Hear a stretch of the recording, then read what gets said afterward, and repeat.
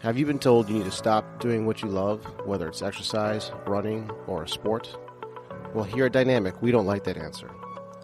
In this podcast, we'll talk to leaders in the health and wellness space from Southwest Florida to get the solutions you need to get you back to doing what you love.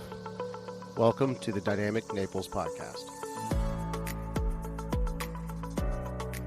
So, that's an interesting question. Let me make sure I'm recording. I think I am. Yeah. I definitely at first hated the sound of my voice. I think everybody does. It's really natural because what you hear inside your head is naturally going to sound different from what comes out of your mouth in real life. But an interesting thing happens over time doing this. It's like you kind of reconcile that. So now what I hear inside my head is the same as what's coming out of my mouth. It's weird. So you go back and listen to yourself and be like, oh, it's fine. That's exactly how I sound in my head now. It's a really weird thing that happens. Yeah. So have you been on a lot of podcasts? No, not enough to get to that point. Yeah. I still don't like it. Yeah. Have you been on a podcast? No, this is my first time, man. Well, we'll start off as an interviewer. All right. Yeah, let's get into it. So we're going to do a little reverse interview. And Jim and Jeff are friends of mine, and we're all in the fantasy football league. So that's why I decided to have you guys on, because it's fantasy football. Jim's going to do a lot of the questions today. We'll probably all do a bunch of the questions. But let's start off with just talking a little bit about who we are. I mean, I think everybody knows me, the physical therapist. Jim, tell us a little bit about your background. All right. Well, I am not a doctor, but I've been actively working out since I was in middle school. That's kind of how I came across with Jeff. We met at the gym. And we're still kind of working out avidly now. My diet is basically eat what I can, what I want. I have kids, so it's not always as clean as what Jeff's is, but I got nothing. Okay. Next person. Yeah, tell us about your background. And Jim, would you mind just shutting off that fan right there? Just turn it off on the bottom one. It might get a little hot here, the bottom one. The bottom one? Yeah. All the way to off. There we go. That's just going to sound better. Might get a little toasty in here, but it's all right. We'll survive. Yeah. So, all right, Jeff. So, tell us about your background. How did you get into fitness and nutrition? Well, my name's Jeff, like you said, and 8 years ago, I was shooting heroin every day and on my way to prison. And I spent about 20 years using drugs, selling drugs, doing all the wrong things, totally abusing my body. And so, when I was in jail, I started to work out a little bit, started to do what I could with the food, started reading quite a bit. So, it was just wanted to educate myself about how to kind of rebuild myself, mind, body, and spirit, after all that time of destruction. And so I really just got interested in nutrition and how food can positively impact or negatively impact your physical and mental health. And so that was kind of the beginning of my direction down the rabbit hole, I guess. And how long would you say it took for you to get on a path, well, to the point that you felt really healthy again? How long did it take you to recover? Rough estimate. Yeah, a few years. Uh-huh. You can't undo 20 years worth of damage in 6 weeks. It doesn't work like that. Whether it's drugs like I was involved in, or if it's being overweight or whatever it is, you can't undo 20 years of bad habits in the blink of an eye. Yeah. So it took several years, I think, to really kind of get started down the right direction where you could see some improvement. And from there, I think there's been some bigger leaps, but it took a few years to really get it started. Okay. We set out to have Jim do most of the questions, but now I'm really interested. So I'm going to ask a whole bunch. Yeah. I was going to say, I'm just going to take it and run with it. So, yeah. Okay. Do you think that on a philosophical level, like basically all damage incurred from heroin, do you think it's basically all reversible, or is there a point where just too much damage is done? I think the body is a pretty miraculous machine, and you can do quite a job at healing yourself if you put the right protocol into practice. Is there some damage potentially that I did that I can't reverse? Maybe so. But my outlook is I'm going to do everything I can to try and balance all of that out, So there's things about IV drug users, higher incidence of Parkinson's, dementia and things like that. Can I offset those things? I don't know, but I'm sure going to try. Yeah. What is your driving force? Is that the driving force right there? That's what I What was do you going to mean? ask too.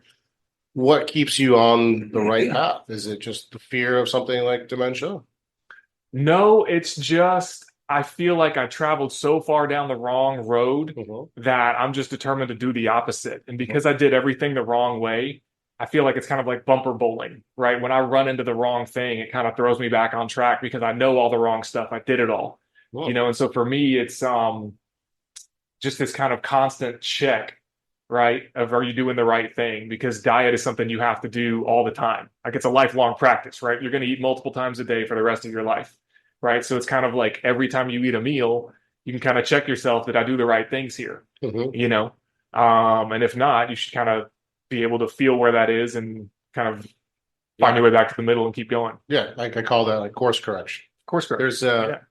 my brother gave me this little analogy, and I love it. If you, because it's all about the little things over time. Like you're going to make little errors. So you don't have to eat a perfect diet all the time, but you have to always correct back, in my opinion. So he makes this analogy: if you're in a ship setting sail from England, you're aiming for New York, and you're off by 1 degree south, you end up in Brazil. So if you're not always course correcting, you end up in a really bad place. Not that Brazil's a bad place. And your wife from Brazil? Yeah, my wife's Brazilian. But you know what's interesting is like that's how I ended up where I did, right? I didn't start selling drugs and using drugs the way I did at the end. When I was 15, it didn't start like that. I started just 1 degree in the wrong direction, and I just continued to drift slowly over time. And then I got to a place where it was unrecognizable. Like, how did I get here? Yeah. You know, if you would have told me at 15 where I was going to be at 35, I would have laughed in your face, right?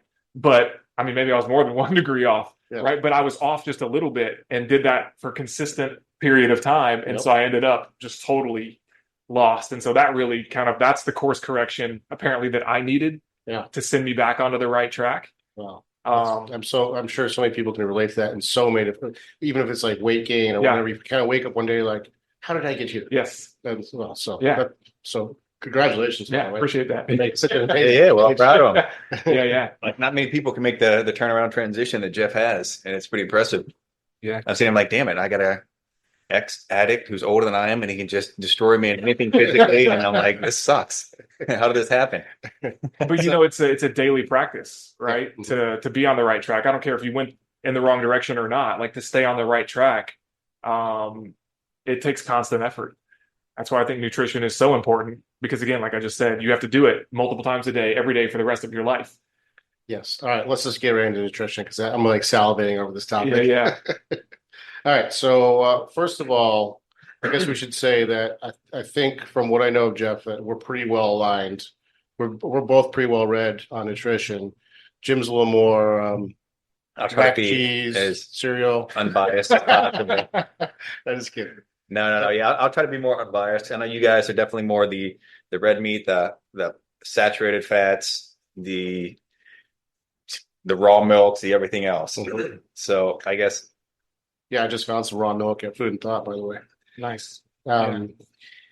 Yeah. So let's start about talking like, okay, so what does your nutrition look like, Jim? What does your daily, meal plan look like? Is there a plan? Do you have to ask me that with a big smile on your face? Like, I'm going to say something bad. It's not terrible, man. I have kids too, so I know it's like. No, so can my diet be better? Of course, can everybody's, but I'll usually start mine off with like oatmeal in the day. And then for lunch, it's basically whatever's left over from the night before for dinner. But we try to switch it up with fish, chicken, and red meat. Obviously, my wife's, you met her, she's a little bit more health conscious with cholesterol levels and stuff like that. So she'll be quick to be like, all right, let's slow up on the red meat. Let's eat some seafood, some fish. Like, okay, no problem. But she's a big believer. We're heavy protein eaters for sure, no matter whether it's seafood or chicken or poultry meat. But vegetables and carbs. Okay. Kind of pretty much in every meal. What protein would you say you guys have the most of? Red meat and then fish. Oh, red meat, really? Mm-hmm. Oh, okay. But it's, 3 times a week red meat, 3 times fish, 1 times chicken. If I had to guess. You think that's a good mix there, Jeff? Yeah, balance is always all right. Any critiques? To me, it's like protein and fats are the biggest things that I think should be consumed. I think the carbs should be more limited. I don't like any of these extreme diets where it's like, oh, I'm going to eat no carbs or I'm going to eat no fat or I don't think that's a great idea. There's 3 macronutrients. I think you should consume some of each of those. Yeah, and I think you can tweak them depending on the person. If someone's diabetic, you're going to compress the carbs down, obviously. Yeah. If someone's working out a ton, probably up the carbs a bit. So I think you can kind of use the carbs as a tool depending on where the person's at. Definitely. Yeah. So Jeff, you would use your diet. What's the motive behind yours? Yours is I've done the research and I feel like this is the best for optimum performance, for burning fat, gaining muscle mass. Based on where I was with my health and my lifestyle, I just try to educate myself about what's the best choices I can make with the information that I have. And I've changed my diet over time drastically. And I'm in the process of right now eating more red meat, a little bit less fish. I don't eat chicken, but I've kind of had that idea in my head for a while that maybe red meat is not good for you. Right. But the more I've been reading about it, the more I'm thinking, well, maybe I just didn't have good information. Where did I come up with these ideas? And it wasn't because I had done the research and arrived at that conclusion. It was just these are the things that are regurgitated in society, like, oh, red meat's bad for you, like cholesterol, things like that. They're kind of buzzwords that get thrown out there. But as I've read books from people who have done research and cite studies and things like that about the benefits of red meat, I'm like, well, maybe I should rethink that too. So, and I think that's another big thing is that just because you find out today that some information you were relying on is not good, don't go blow your brains out. It's not over. Like, just take that information and move forward in a different direction. Right. Constantly learning. Yeah, we're constantly learning, and like science is only good as the person that's interpreting it. And so we constantly have new information that comes about that blows old information out of the water. Like, well, that was no good. So what do? We take that new information, we apply it to our situation, and then we keep going. Yep. Not to mention the environment's constantly changing too. So fish is a perfect example. I think fish a couple hundred years ago was probably one of the best sources of protein, probably. But now it's laden with plastic. So I actually limit my fish to maybe once a week for that one reason. Mercury levels and plastics, and then so much of it is farm raised, right? So it's not even like a real animal in a sense. Yeah, exactly. Yeah. Well, I know if there's a fad or a diet out there, you've tried it because you've always come up, like you've done it firsthand. You're like, well, let me just see how I react to it. And it doesn't, from what you eat to how you eat, because you've done fasting and tried, how to separate your meals and everything else. You've read and researched every diet and way to eat out there. Whereas Jeff is like, let me just try and see. You're kind of like, well, let me understand it and like kind of do the research. You haven't tried so many of them. You did the carnivore one there for a diet. You're kind of like on a critique version of that now. Right? Would you say? Yeah. I mean, way back when I did Atkins, I've done paleo, and I tried vegetarian for a couple of weeks, didn't really stick. Would you say that your main drive for your diets would be, from what I understand, it's like with your allergies. You're kind of like, like gluten. I know I just can't do that. So I cut that out. Like it was with Jeff, he's like, oh, I want to gain lean muscle mass. And he's trying to compete, do shows, get bigger, stronger, faster. Obviously, we all want to do that. But would you say, I would have guessed that your main drive for all these diet changes is I'm tired of being like full of inflammation and bloated from like allergens and stuff like that. That's definitely my main driver to solve like an issue, right? And I would say, of course, want to put on muscle and lose fat and all that stuff. We all, of course. But I would almost say that's kind of an important thing that people need to know about diet and nutrition too, is that everybody's going to be different. Yeah. So like the diet that Jeff's doing, the rest of us might not be able to, and vice versa with you. It's like, all right, maybe you're cutting certain things out that other people aren't going to respond as negatively to and scale up their stomachs and would be beneficial to them in some way. Yeah. So I've actually been tested for food sensitivity. So it's pretty clear to me. And I would say I've solved about 90% of my issues through diet.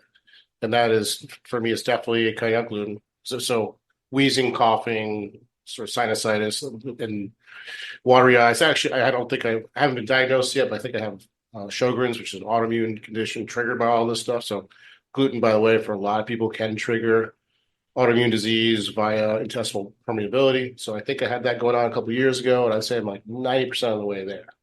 So I'm doing way better. The other thing too, I was born hypoglycemic, which basically, is a blood sugar dysregulation, which if you don't keep that in check, not constantly watching blood sugars, that can send you into diabetes pretty easily. So I do control my carbs.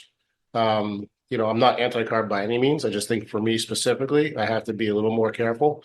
And on top of all that, I got genetically tested. I have hemochromatosis, which is a gene that can set you up to have poor excretion of iron. So you get iron overload. So it's kind of the opposite of iron deficiency anemia.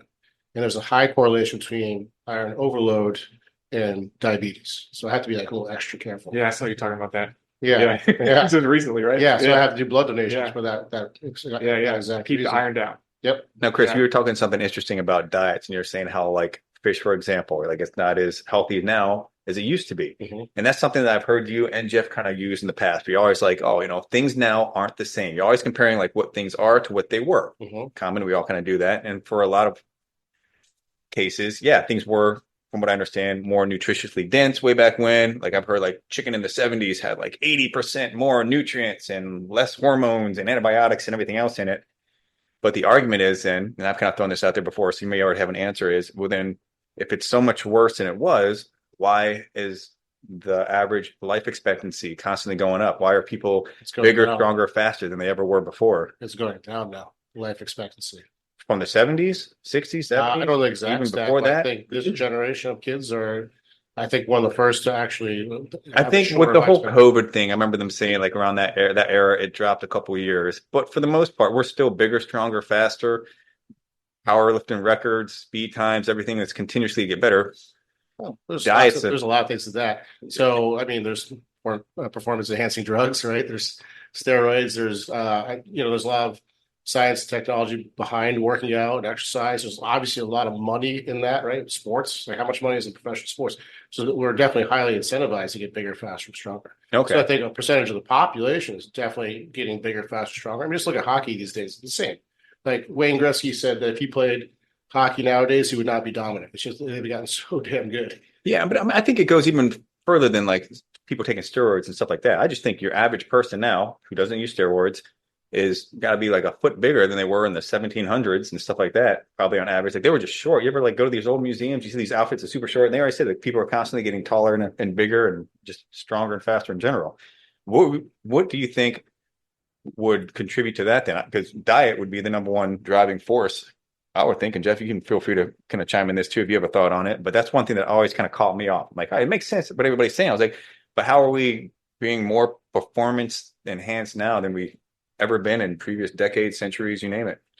Well, so you got to look when it comes to population data, it gets a little tricky, and you got to look at the whole picture, right? So there is like the end of the bell curve is getting way better, faster, stronger, but the majority of the bell curve is getting fatter, sicker, more diabetic. So what do you think of then modern medicine? I would think that would probably be like, I was expecting you guys to say that right off the bat. That's what I was going to say. Yeah, I was going to say, I was kind of, I think maybe people are living longer, but what's the quality of their life? So, if you're taking 15 medications and hooked up to tubes and pushing yourself in a wheelchair, like, I don't know that living to 80 over 75 is that something to brag about, That's like the whole Peter Attia sort of argument. It's like, yeah, I want to live long, but I want quality of life too. It's the quality of life, but we are getting fatter, right? We do have more incidents of diabetes and heart disease than ever before, so maybe we're living longer, but we're also getting sicker at the same time. It's not as clean of a life. Yeah, or just that there's more. So what I was reading is that from the 1950s to now, there have been over 70,000 chemical compounds introduced into our environment, right? From an evolutionary standpoint, that's impossible to withstand because we can't adapt to that. Yeah. So could we adapt? Could we adapt to one or two chemicals? Yeah, of course we can. But can you adapt to the implementation of 1,000 of these at once, or 70,000 of these over the last 70 years? Right. What's the impact of that on the human body? Yeah. And it's just not changed that much in that short of a time frame. Right. We just can't. Yeah. Well, you guys typically both think that if it's not natural, it's not good. It's not as good. Like if it's synthetic, you're going to try to stay away from it. I know, Jeff, you definitely will. Well, yeah, I mean, and I think you would too. But my whole life was synthetically. Yeah. Well, I mean, let's just say, but there's certain things. So I'm a little bit extreme in the other direction because of that, right? So, I just feel like I kind of went down that path so far. I'm like, anything that's not real, I try to stay away from it because it's just not as good. I mean, it's like taking a vitamin D supplement as opposed to getting vitamin D in food or from the sun, right? They're not the same. Right. They're not equivalent.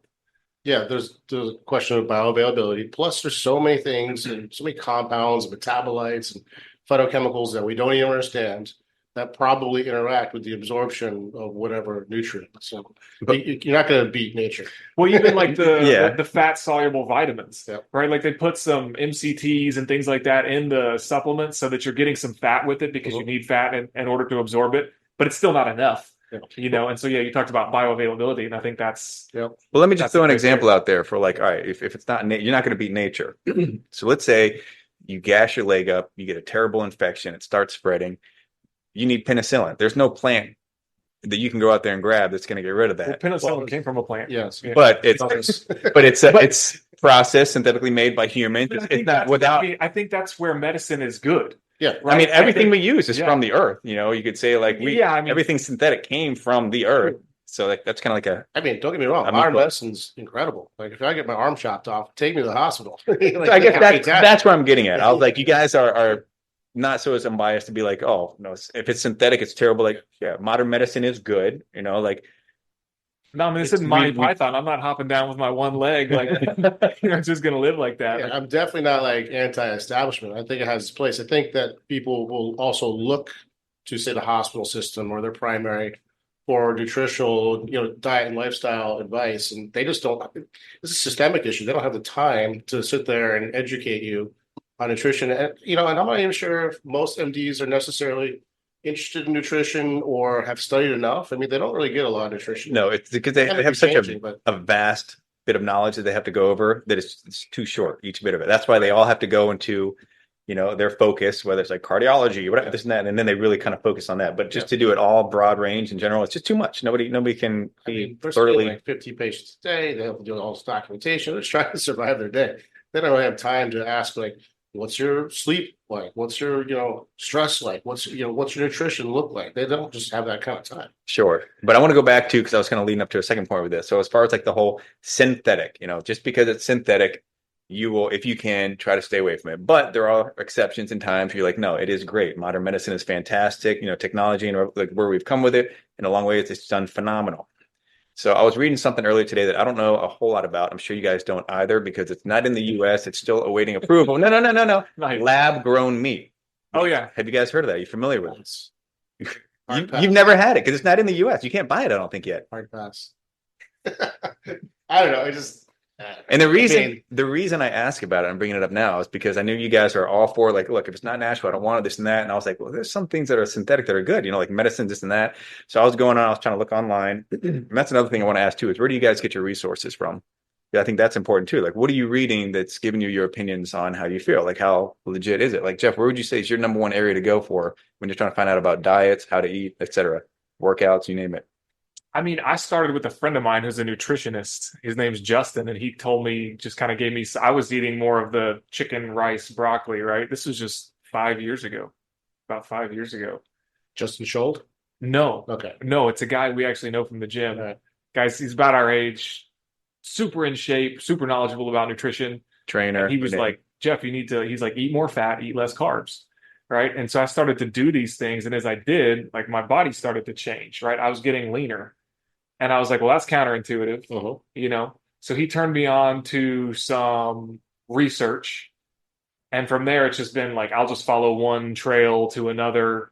One research study will mention something else or somebody else. Well, I'll go look up that person and see what they've done. I'll hear about a guy who wrote a book. So I'll read his book and he's citing research and listing other books and authors and people. So I just kind of like follow that trail. And what I find is there's this kind of commonality that runs through all of it, and it's basically eat real food. That is the same thing that everyone says. No one disagrees with that, and no one disagrees with protein. I think the main thing that people disagree on is cholesterol. It's either you think cholesterol is going to kill you, and then you're more you tend to be more plant-based, if that's the case, or you think cholesterol is good, you actually need it, and so then you become more sort of a carnivore end of the spectrum. But to answer your question, I would say mostly books, online courses, podcasts, and I'm on PubMed all the time. That's where all the peer-reviewed research is. I try to read every angle. Like I read Michael Gager's book, How Not to Die, which is very plant-based. I've read the Big Fat, what's it called? Big Fat Lies or something like that. Big Fat Truth. It's Nina Teicholz wrote that one. The clot thickens. That was a great one. Yeah. So I'm constantly reading those books, and if there's something that they're citing that I think is really interesting, I'll go and look up the reference and go read that article. So And that's just kind of see where it leads you. Mhm. All right. But so the plant-based meat, you would never try it.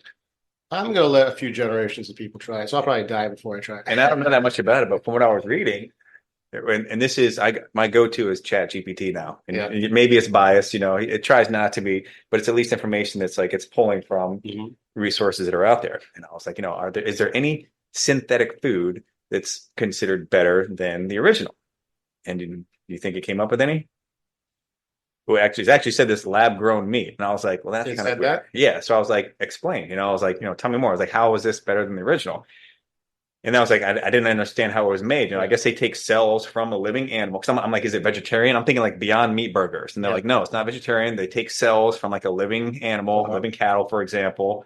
And then there's like a 10-step process that goes to it where it grows. They put it like on bone marrow, and then it shapes and it forms. Read it. I can't begin to repeat what I was reading, but it was saying that the reason that it's kind of better is because it can be made with no antibiotics, no hormones and stuff like that they're having to pump into these cattle so they don't get like disease and everything else. It's made in a lab. It's like controlled, that's it's clean. And they're like, and what you can do is you have more control over it too. You can sit here and say, based on people's diet, they can have higher saturated fat, higher unsaturated fat. They can sit here and they can fortify it with vitamins and nutrients that aren't normally in it. Like if somebody has an iron deficiency, they can pump it in there. It was even going to the point of putting like anti-inflammatories in it for people that are dealing with body inflammation or heart disease. They can adjust the omega-3s. And I'm like, well, that's pretty cool. You could basically critique everybody's diet depending on what they need and put it all together like on a nice, neat platter. But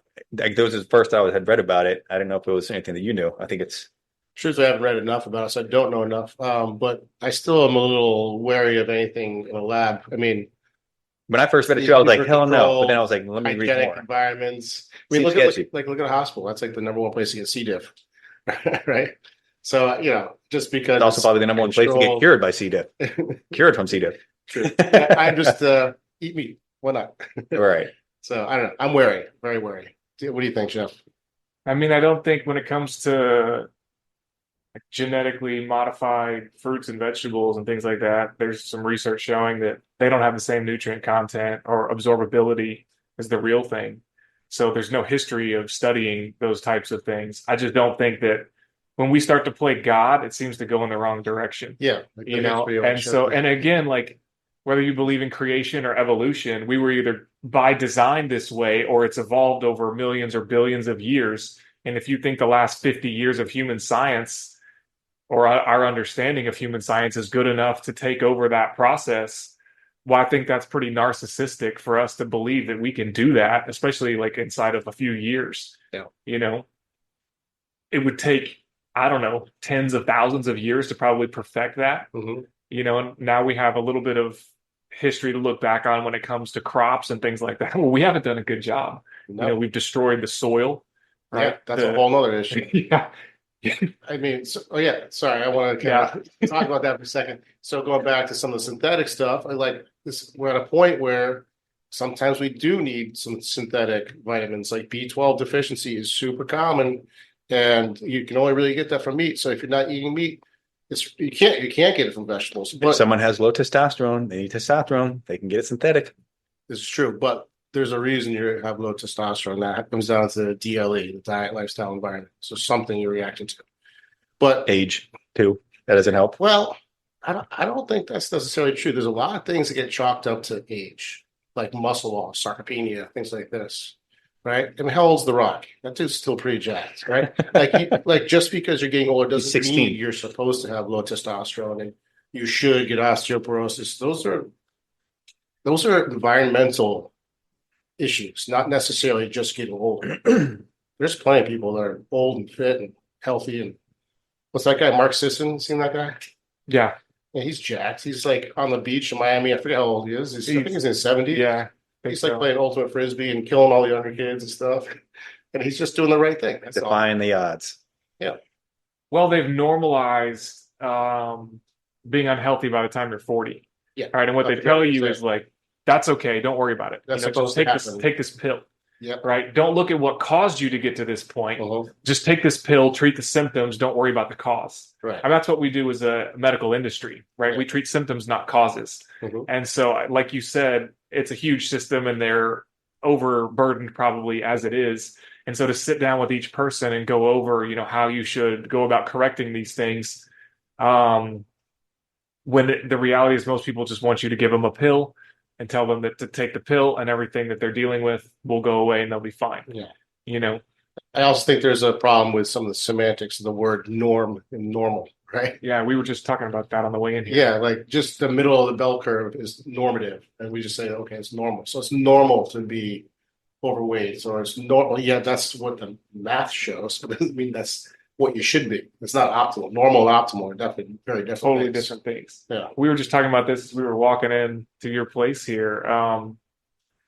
What is normal when it comes to cholesterol levels, blood pressure, heart rate, things like that? We don't know what somebody 1,000 years ago, we don't know what their blood pressure was. We don't know what their heart rate was or their cholesterol levels. So when you talk about normal, you're basing that on like the last 100 years of data that we have, you know? Oh, yeah. And you were even saying too, And Jeff, if we're like getting- LDLs, like the scale of those had gotten changed. Yeah, so when they first implemented like this cholesterol committee, 250 was the recommended level for LDL, right? But as the implementation of statins was going up and it was lowering cholesterol, and they were saying that cholesterol levels are affecting heart disease, well, now they started to change their recommendations for where your LDL should be. Yep. But it was more based on, as far as I can tell, the medical protocols that were being implemented, not the results of having lower cholesterol necessarily, LDL specifically. Oh, yeah. I mean, that's what everything really boils down to. The LDL thing and that whole story, Ansel Keys, and all, that's a whole. Don't get him started. Yeah, I know. I could go on But a whole season just on that one topic. But we're all conditioned to think that LDL is a problem. Yeah.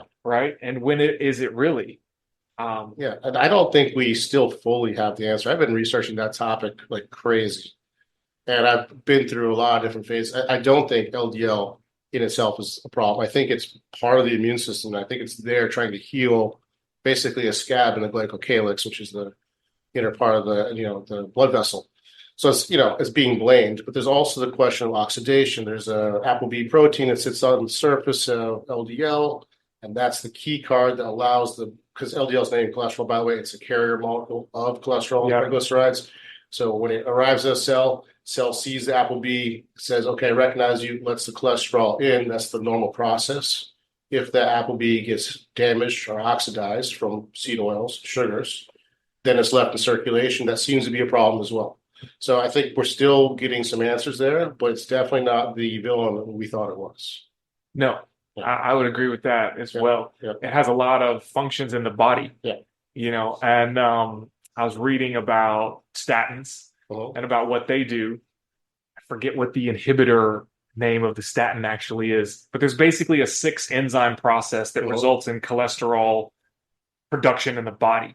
So statins knock out step number 2, right? So it goes from step 1 to step 2. The statin comes in and knocks out step number 2. So therefore 3, 4, 5, and 6 don't happen. Well, 3, 4, and 5 on the way to making cholesterol, they all have other functions in the body. So when you take that statin and knock out step number 2 in this 6 enzyme chain, those other enzymes don't get created, but they're not just there for the function of cholesterol. They have other functions in the body. So it's like, is it more important to stop the production of cholesterol or to continue the other functions that are going on, because why that chain reaction of events? Why would our body just make something that's inherently bad for us? Well, it doesn't. And so that's the thing. And that's, again, what I think the problem is with the medical industry is we try to isolate one thing and treat that one thing, but that's not how things work in their environment.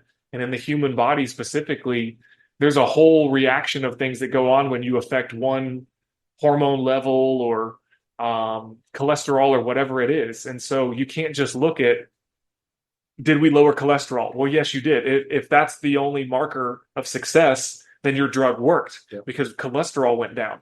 But what were the effects of that to the overall organism? And I think that's where we fail to holistically evaluate Yes.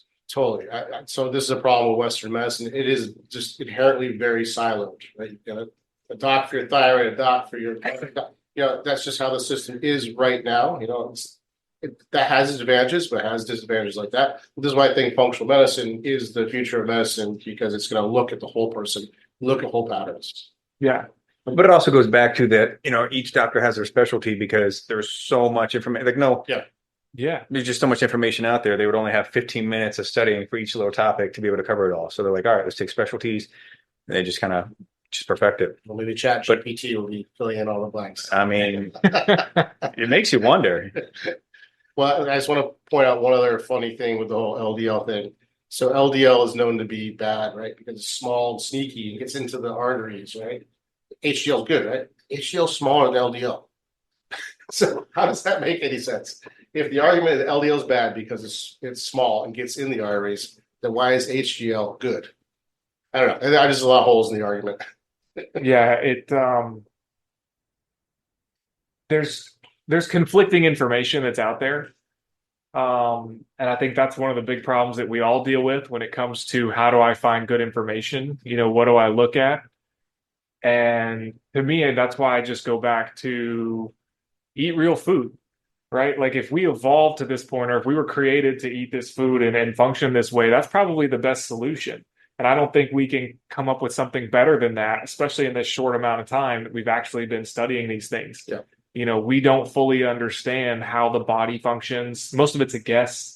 We isolate cells and enzymes and try to see how they react in a petri dish, but that's not how that actually functions when it's inside of the body. Yeah. You're trying to isolate it and see how it functions for this one purpose, right? But there's a whole network of other things that go on when you do that. So I think really, it goes back to the eat real food. Yep. What do you think is the number one thing to avoid in your diet? Sugar. I'm always between processed sugar. Yeah. I think cane sugar might be okay for some. Yeah. I don't know. Okay, processed. Yeah, we'll say definitely the high fructose corn syrup for yeah, sure. absolutely. And then between that and the seed oils. Seed oils are up there. Yeah. I need seed oil. They're trying to take the lead. I kind of think seed oils may be even worse. Yeah. There's a lot of evidence that it's just so highly inflammatory, and it just does so much bad for us. Yeah. I put gluten number Oxidative 3. stress. I would say gluten number 3 in this country. Okay. I think gluten in a different country is a different story because of the whole glyphosate thing. Yeah. Because that's banned in a lot of other countries. So I am highly sensitive to gluten. If I have it, I know if I'm like, oh, I just got gluten. Like I know when I have it. But when I went to Colombia recently, and I first thing I did is Google, is glyphosate banned in Colombia? It was yes. I was like, okay, bring me some breads and pasta. I've been dying to have that. Yeah. No issue whatsoever. So I think I watched a special with Alfie Oakes, who, if you're not local to Naples, the guy owns a Seed to table place here called Seed to Table, and his whole concept is he owns everything from the farm to the retail side of it. So the distribution, the processing, all that stuff, he owns everything from Seed to Table. And he talked about the flour that we use in this country and how different it is than flour that comes from other countries. And he actually buys heirloom wheat from a company in Utah that he pays several times more for. So his contention is that it's a lot of the gluten allergies we have in this country also because of the type of flour that we're using. Yeah. So I did see this podcast with Dr. Stephanie Seneff. It was on the Food Lies podcast, by the way. And she wrote a whole book on this topic of glyphosate. And I may be getting the exact details wrong, but it went something like this. Gluten is a sticky protein that's just hard for any human to digest. I've come to believe that some people are not gluten sensitive, but some people are lucky enough to be gluten tolerant. Anyways, so it's hard for most people to digest gluten on its own, but wheat usually comes with an enzyme that helps us break that down. When you spray the glyphosate on the wheat, then it kills the enzyme. You're only left with the sticky gluten. So yeah, I'm interested to see if that one from Utah, if they spray glyphosate on it or not. Yeah, because if they do, then it's a moot point. You're saying, yeah, that if her theory is right, which sounds very reasonable, then it wouldn't matter. All right, so let me ask you this, man, going back to the LDL and HDL. So I'm doing a quick little search, and just to completely understand why, according to the internet, why LDL is considered bad and HDL is considered good. Now, maybe to layman's term, this is probably what you were trying to say earlier, but LDLs are often considered bad because they're the ones that transport cholesterol to the tissues, including the arteries. And that can kind of develop in plaque and clogging them. Whereas HDLs are kind of removing that. Well, so the question is delivering cholesterol to tissues bad? There it is. I mean, I don't think so. There's something called Smith-Lemli-Opitz syndrome, where these poor kids are born with the inability to produce enough LDL and therefore don't get enough cholesterol to their tissues, and they die young. So I think we need cholesterol. Sure. But I mean, I guess the way they're saying it, this is the LDL, with it transporting cholesterol to the tissues, the buildup of cholesterol in the artery walls, forming plaques. They can kind of narrow and harden the arteries, in terms kind of clogging them, right? Yep. So, I mean, would you agree with that? Like, yes, that is what they do, or? Well, probably not. So what hardens the arteries is a whole nother topic, right? So, for example, calcium, too much calcium. We're told we should take calcium for bone density. Well, too much, if you have the wrong calcium vitamin K status, your body will start putting that into the artery wall. And that's what calcification is. It's calcification. That's just one thing. Then another article came out recently with, they found all kinds of plastic in arterial walls.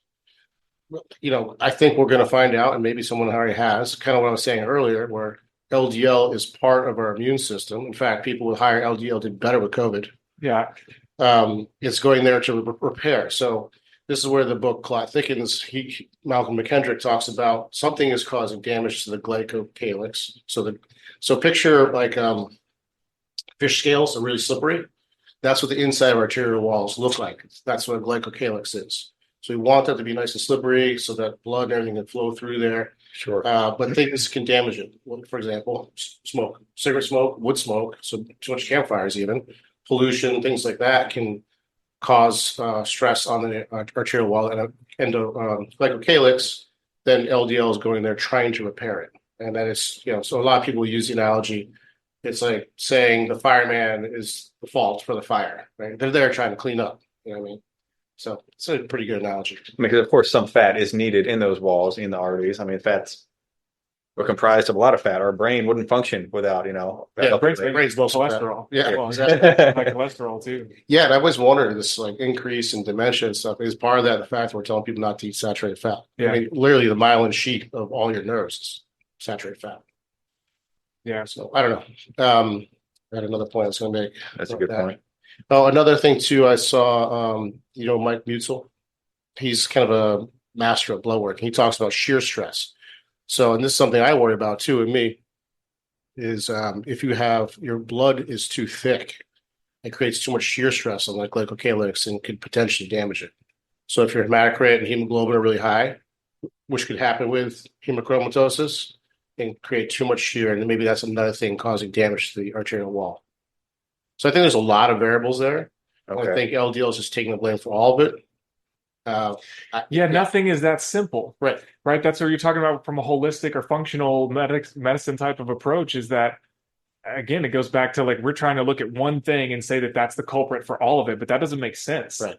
And so to blame everything on cholesterol, specifically LDL, well, that just seems counterintuitive. Mm-hmm. Actually, this book I just read called Understanding the Heart by Dr. Stephen Hussey, he talks about, he cites a research study where the people at highest risk for heart disease actually had between 70 something and 90 something LDL. The safest were between 170 and 190, something like that. Yeah. So almost twice what they say we're supposed to be maintaining for healthy, which is under 100. Yeah. But those actually were the most at risk for certain issues, whereas higher LDL was the best. Yeah, I saw a recent article saying there's kind of a U-shaped curve to the whole thing. Yeah. There's a sweet spot. Yeah. What are LDL and HDL levels according to Under 100 is what's recommended for by LDL? Yeah. And what about HDL? What are those levels supposed to be Between at? 40 and 100. I think so. It's Yeah. kind of like as high as possible. Yeah. Over Oh, 40 okay. mainly. It needs to be, they say it needs to be over 40. So HDL levels are lower than LDLs Yes. typically? What's acceptable? Well, because HDL, they don't have an upper range that's too high. So with The more the LDL, better. they have a Okay. limit for how high it should go. With HDL, they have a limit of how low it should go. Which is So cool. LDL is 100, HDL is 40. I see what you're saying. Now, Yeah. you had your levels checked a little Yeah. while back ago. Do you remember what yours were? Yeah. So No, I don't. I know my HDL was only like 41, so it was like barely what they say And your diet's is a lot different necessary. now than what it was then. It's a but you lot had to- different now. Yeah. Um, I don't eat chicken. I eat lots of eggs, but I was doing mainly eggs and fish, and now I've switched to more eggs and red meat because I just believe that that's probably the healthiest thing that you can do. Egg whites, egg yolks, whole thing. The whole thing. How many eggs do you eat in a given day? 5. I eat 5 every day.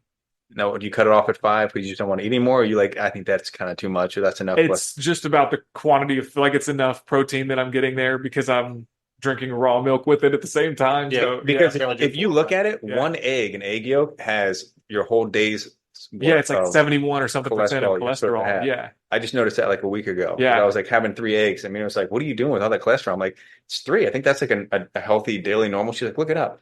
And again, it's like, what source is Well- who's saying it? But it was like 1 egg has the daily. I'm like, good grief. Yeah. So look this up too, and I'm sure Chris knows this, is that I think it's over 90%, maybe over 90% of the population has no issue with their body self-regulating the production of cholesterol based on the intake. So when you intake more, your body will just produce less. A counter. A very small percentage of people don't have that capacity, but virtually everyone is able, their body is able to adjust to the amounts of cholesterol that they're intaking via their diet. And so you'll just produce less if you're getting more from the diet. And then the liver just excretes it basically. Well, Like you're when just you go not over- producing as much. All right. And so the cholesterol is coming in from your diet. I think we produce quite a bit of cholesterol in the body. But when you're ingesting it, your body's just not producing as much. Okay. Yeah. 2 points I want to make there. So I've seen a number of articles saying that there is no evidence that eating dietary cholesterol raises dietary cholesterol. I've seen that. Now you can find evidence from pretty much wherever you want, by the way. So I've seen some of that. Pull out your stupid phone, Jim, and Yeah, look it yeah. up. I see what you're trying to say here. Yeah, that's a whole other topic. There are predatory journals that will just, if you pay them money, they'll publish it. So that's something to be wary of too. That's where a lot of research is bought, unfortunately. So I've seen some of that, and then also there is the David Feldman. He's got I think he came up with this idea of the lean mass hyper responder. There are some people that go carnivore, and they're in really good shape, like you guys, but then their cholesterol just goes through the roof. Everyone freaks out, but they seem to have no issue. Yeah. It's just a phenomenon that we don't understand yet. Yeah. Fasting can cause cholesterol levels to go up. But that doesn't necessarily, as far as I understand it, actually contribute to heart disease. Right. I don't think cholesterol is specifically the problem when it comes to heart disease. I think there's myriad other factors that's going on that are causing heart disease, not just cholesterol. Yeah. Yeah. No, I agree. Yeah. Any other questions around that? Oh, I will say one other thing too. Now, so I am studying functional medicine, and one of the patterns for blood sugar dysregulation, you look at your, hemoglobin, your glucose and insulin, but one of the patterns that suggests there may be a metabolic issue developing is a pattern of high LDL, high triglycerides, and low HDL. So that is a sort of a secondary marker for blood sugar dysregulation. Now, blood sugar dysregulation can create heart disease. It can create high blood pressure and plaques. So in that sort of secondary way, maybe that's where the signal is coming from.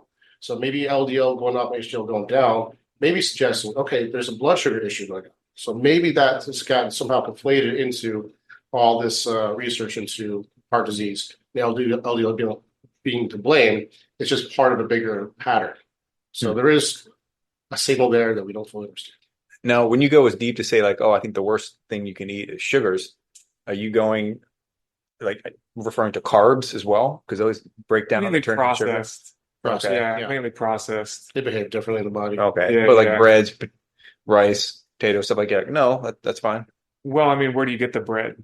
Did you make it yourself? With some quality wheat that you bought? And So, all right, let's say rice.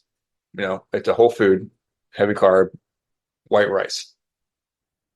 You'd be like, I think there's you'd say mixed try to information avoid on it. rice. Yeah, Yeah. I've seen a lot of stuff on it. So you're getting other stuff with it. There's, some fibers, some things that can feed the gut. So there's a whole gut microflora discussion. If you're just having high fructose corn syrup, there's nothing to it. Yeah. So have you heard of protein leverage theory? I think this is kind of at play. There's probably a nutrient version of it too. So your body needs to sort of check the box on certain things like protein. right? And you will just not be satiated until you've reached what you need to survive for the day. So if you're just like on a plant-based diet, eating a bag of chips, you can just eat the whole bag of chips and not be satiated because your body's like, I need You didn't give me what I want. There's no Right. signal to shut off that Right. hunger. So Yeah. if you have a whole bunch of corn syrup and candy and junk food like that, you're not going to satiate all the things you need. So you're just going to ingest more naturally. And then you'd have diabetes. I think diabetes is the number one thing to avoid to stay healthy. There's a great book, Why We Get Sick by Benjamin Bitten. If you don't follow him on Instagram, you should. Bikman. And the whole book is about how basically blood sugar dysregulation is one of the biggest homeostatic regulators of the body. When that goes off, everything goes off from there. Thyroid goes off, autoimmune disease develops, gut issues develop, testosterone plummets. It all starts there. So Now, Chris, you're not lactose intolerant, right? no, I'm supposedly sensitive to dairy. But I'll tell you that just from blood tests. But milk's fine. I seem to do fine. It doesn't produce any symptoms in me. That I can tell. No, I know you, when you can find it, you like to drink raw milk. Mm-hmm. What's your reason for that? Is there like some more nutrients in it? nutrients, Okay, so it's more. K2, I believe. Is that the one, Jeff? K2 is like kind of hard to find. It tends to be high in that. Yeah, and glutathione. Yep. Yeah. Glutathione, so you want that. Okay, yeah, because Jeff drinks 2 gallons of I raw drink milk. 2 gallons a week of raw milk. So, Yeah. like, you drink more milk than anything else. Yeah, I probably Like- have I like 3 times a day. I eat 3 times a day. I have 3 glasses of raw milk every You day. Yeah. Yeah. Yeah. That's awesome. I think it's fantastic. Yeah, Now, I do a lot more Excellent. clear than I do raw milk. Yeah, yeah. Because I have some gut issues I'm also trying to solve. And that's so I try to feed the gut as much as I can. So, And so that's what I was kind of wondering. I was like, I know you kind of limit your dairy and stuff like that. So I didn't know with you trying to drink the raw milk, what your angle behind that was. I wouldn't say I limit my dairy. There was a point where I sort of had to become hypersensitive to everything. And then I went really strict, a really minimal diet. But since I've really cut out gluten and solved some of these issues, milk does not seem to You bother mean me. like cutting back on what you were eating and re-implementing one thing at a time to see if it was Yeah, I causing any basically issues? went Yeah, like carnivore. the elimination. Yeah, exactly. With the carnivore elimination. Yeah. And that solved a lot of issues for me. Yeah, yeah. So Chris, as far as protein in a given week, how many times do you eating red meat? How many times do you eating fish, chicken? Like, what does your weekly intake look like? I eat red meat almost every day, probably every day. And if I don't, it's only because some sort I've of been having logistical it. reason. If I don't, it's because I already ate it and I can't find any. I typically have 4 eggs a day, sometimes 5, depends on how hungry I am. That's my limiting factor is how hungry I am. Now, With some cheese, right? is there only certain types of red meat that you're going for, or is there some that you're like, no, these are the ones, these are. I mean, I'm always trying to do grass-fed, grass-finished when possible. That's not always the case. So, you just do your best to mitigate. I just, ribeyes. Who doesn't love ribeye? Bison, beef? Does it Yeah, matter? just- Kind of. Okay. Cow. Okay. I mean, I'm not going to shy away from bison. I love lamb. I love all red meat. I wish we could get elk easily. I'd love to try that. Never had it. Sprouts. I usually just look at whatever looks the darkest. That's what I get. I got venison the other day. I had ground venison, made like a shepherd's pie with it. And I actually had my first bison strip steak. Oh, yeah? I mean, it tastes just like the beef, but I guess there's far less, and I hate to say this in front of you, less cholesterol. So I was like, all right, let me try this. Let me see how it is. Maybe that's one of the reasons why you don't eat it, I'm assuming. I look for dark red and fat. So that's Yeah. why I like ribeye. Yeah. I'm not like if it's lean, I'm like, I don't care. Now, Jeff, Sure, what kind on of, sale or but it's not like I'm going for lean meat. okay. And you're not too picky about it. You're like, no, just give me dark.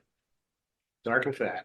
All right. Jeff, what about you? If you're going to be going for red meat, is there a particular, No, I mean, I just go to Circle C Farms. I don't know if you've heard of Circle C Farm. Yes. It's a little Dominican family that owns a plot of land kind of up in Estero, and they slaughter the animals and they take them to their little store. And so it's kind of right there. It's local. oh, they have like their own little butcher setup. They have right from the they store? have a butcher facility, All and they right. bring it right to their little retail store. Oh, nice. So, but whatever cuts of meat they have, I've become big on they make a bone marrow broth that I drink all the time. Delicious. Yeah, I just drink it. I just drink a cup a day. That's awesome. Like, Yeah. like you're having a cup of tea. Yep, just like a cup of tea. Yeah. Yeah. You've been doing that for a while too. Yeah, I told Collagen. Yeah, Right? collagen's huge. Yeah. I talk about collagen constantly. It's Yeah. everyone's deficient because you get it mostly from meat off the bone. Most people shy away from meat off the bone, right? Everyone likes like to the square grouper. They don't want all the bones in the fish. They don't want to see the Something that's face. easier to eat. Yeah, it's like less Well, clean enough. You got I to think do there's that. a lot of squeamishness in American culture. Yeah. That's part. So we all tend to be collagen deficient. Yeah, I don't want to eat something that's looking at me. Yeah, see, I like that. I want Yeah. I want to be connected to my food. So I mean, I definitely do supplement with collagen. I drink something that's like 98% absorbable, but when possible, I will do bone broth. I tore my meniscus playing soccer in the yard with Andre, and I made my own bone broth for a month. Just drank it every day until it like went away. Now, let me ask both of you guys the same question too. What supplements are you currently taking right now? Collagen, sometimes glutathione, liposomal. I take berberine for blood sugar, and I think that's it. Yeah. I take saw palmetto, which is Uh-huh. kind of a prostate health type of a thing, supposed to help with the breakdown of testosterone into DHT, which is a cause of a lot of the low T issues that guys deal with. So I take saw palmetto, and I take a zinc and magnesium supplement, which I'm in the process of eliminating. I have glutamine and creatine. I think I've been researching all of because I've been switching over the last month to eating a lot more red meat. You have a decent amount of glutamine that comes And creatine. Yeah, I and was going to say, creatine. and creatine. Creatine, I'm not quite sure if I'm getting as much as I want, but maybe that's more just in my head. Oh, I need 5 grams a day because that's what they sell you. Well, you can right? kind of like go as much as you want. Creatine. It's so safe and so well studied, and it's got so many benefits. So. You're supposed to cycle it though, right? Like, don't they say take it for a couple months, take a month off? Like that's how it used to be when I was younger. All the research I'm seeing now is like Just take it. Because that's what Jess takes it. He's like, no, I just take it straight taking it through. for He's like, years, I don't stop. And I'm like, I finished like a container, then I'll stop for a little bit. In fact, I just finished mine like a week ago. So I'm like, all right, I'll go off for a month or two. And I'm like, I don't know if it makes any big of a difference or if you heard anything I've differently. heard of like you adapt to it and you stop responding. I don't know. I haven't seen any actual research. It sounds kind of like bro science stuff. You've taken creatine before. I know you're not now, but like, yes, you know like how it Bro works. science We're for just sure. really bro science. Yeah. Once or So twice. the supplement thing, I've been trying to eliminate as many as I can and get it from my food. Here's one of the things I think is an issue with supplementation. Supplement means in addition to, not in place of. And I think what too many people do is they supplement a bad diet with vitamin D or magnesium or whatever, and they think they're doing a good job because now they're getting their vitamins, right? Well, you didn't clean. If you were low on magnesium or vitamin D or vitamin K or A or whatever, it's because your diet sucks, not because you weren't taking the supplement. Yeah. And so this is what I started down this path.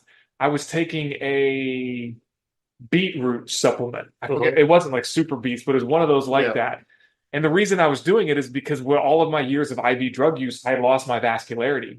And so I was like, okay, how do I get my veins back? Is this possible? So I looked at like arginine, one of the big that's things. the first one I was saying. Yeah, and so beetroot juice is high in arginine, Yep. right? You have watermelon, which has L-citrulline, which converts to arginine, right? So I'm taking this beetroot supplement, and then I started to look at, well, how can I get that in my food? So I started to look at what foods I could use to replace this supplement.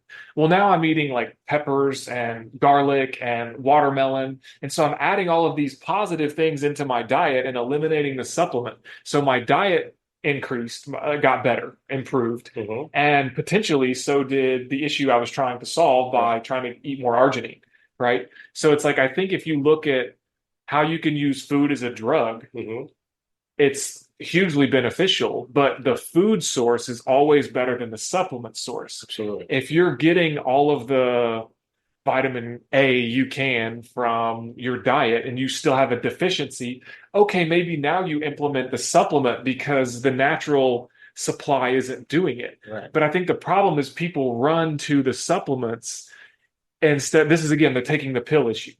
Right. It's like the Ozempic thing right now. Like everyone's just doing the Ozempic and just not changing their diet, and they're losing weight because the drug's so powerful. But you're not healthier. Right. You're just a thinner version of your unhealthy self. That's all. Yeah. You know? And that's what I was trying to get. I just wanted you guys to agree that synthetic isn't always bad. I knew you guys were taking some supplements and stuff that wasn't, but I know that you try not to. Yeah, but I think what you said is right. I was like, it's not so much that they're bad. It's just that people are taking them instead of additional to. Yes. Yeah. I would agree with that. There are certain nutrients that are just hard to get these days because of our environment, because of monocropping and soil depletion. Like magnesium's a big one. You mentioned. I think that's probably one of the number one deficiencies. Yep. Salt. I think it's the Salt's number one actually a deficiency because everyone's afraid of it. Yeah. I think magnesium is the number one taken supplement. I think it's taken over everything. Yep. because everyone pretty much is deficient in it. And it also helps people sleep. Everyone's under Yeah. sleep. There's that too. yeah, I said that, probably B12 and all the fat solubles, A, D, and K, are probably the most common deficiencies. yeah. I was taking desiccated liver supplements for a while too, just to kind of cover all bases. But because I'm high iron, I stopped taking it. Is it high in iron? Is that what it is? Yeah.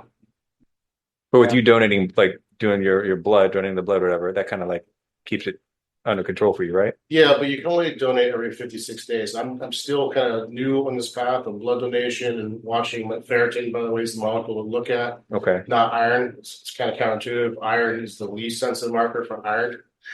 Only 1% is actually floating in your bloodstream. So ferritin is a storage molecule for iron. So if you want to look at your iron levels, look at ferritin. It gets a little confusing too, because if you're inflamed, it can be high, sort of overrepresented, because your body will lock up iron to prevent bacteria from replicating, because they need iron. So you have to know all these little things. So I've been watching my ferritin levels and donating, see if I can get it in check. If I get in check, if it goes low, maybe I'll go back to liver supplements. Not sure. Okay. Yeah, still in the early stages of seeing. Yeah. It's kind of hot in here. It'd be nice to do an ice bath. Okay, I think we covered a lot. Is there anything else you guys want to go over? No, I mean, I think we did pretty good there. You were trying to get us to say medical establishment is bad, synthetic good. No, I was just trying to make this an unbiased conversation. I knew I was going to have. I knew I would be. like, It would be me versus you two in every it's fair to aspect. ask all those questions, Yeah, that was- because I think that's the kind of collective consciousness that we have Yeah. is, cholesterol is bad. Yeah. Right.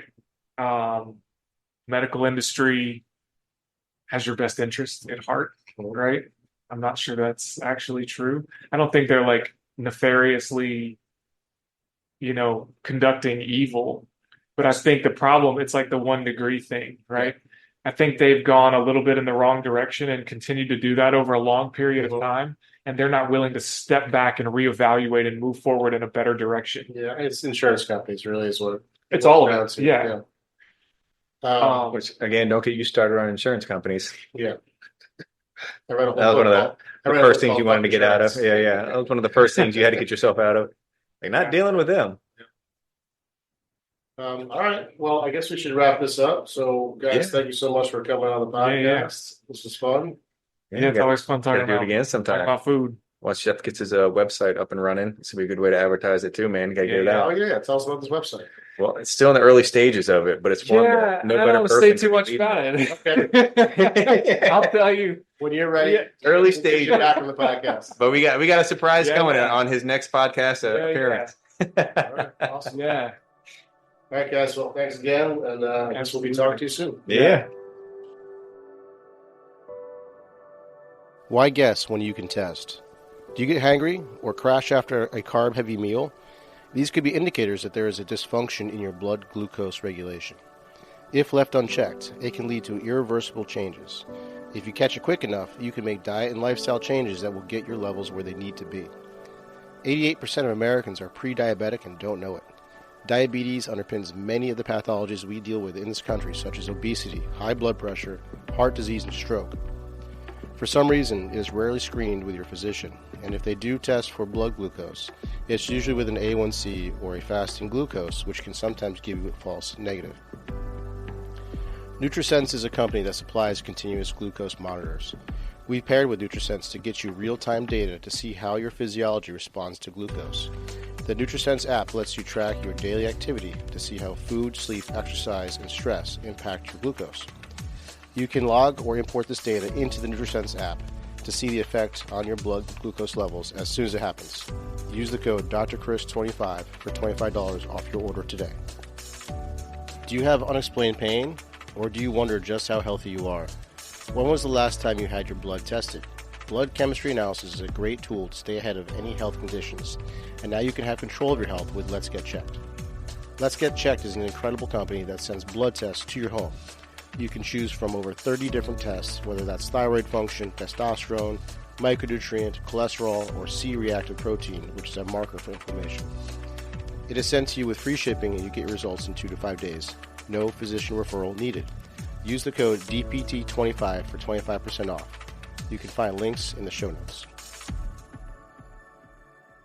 Did you know that you can get started with physical therapy without a physician's referral? Physical therapists don't just solve pain, we get down to the root cause and keep it from coming back. We also discuss all things health, such as nutrition and lifestyle changes. If you feel that you could use some help, let's get on a free consult call. Go to www.dynamicnaples.com and sign up for a free call. Also, if you like this podcast, please give us a rating wherever you listen to podcasts. It helps us spread the message. Thanks for listening, and we'll see you next week.